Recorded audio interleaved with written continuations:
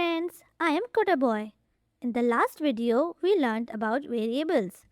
Today, we will learn about two important kinds of values in Python, numbers and strings. In Python, a number is just a number.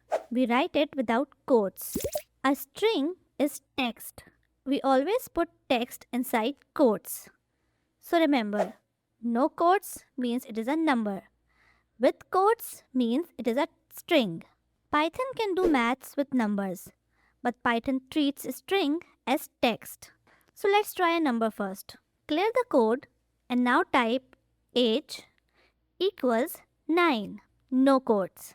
Now type print, open bracket, age and close bracket. Now click on the run button and Python shows 9.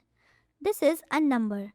Numbers are for math. We can add, subtract, multiply and divide them.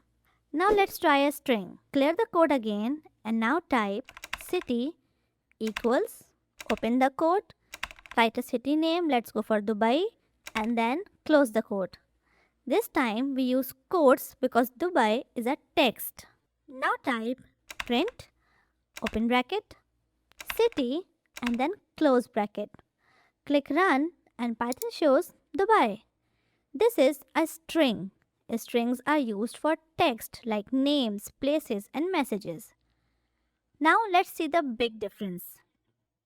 If we add 1 to age, Python can do it. Age is a number, so 9 plus 1 becomes 10. Number plus number works. But if we try to add 1 to city, Python shows a red error. Why? Because city is a string, it is a text.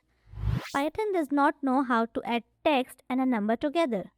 So remember, numbers can do math, strings are text, string plus number gives an error, number plus numbers do the math. In the next video, we will learn how Python does math. I'll see you in the next one. Goodbye.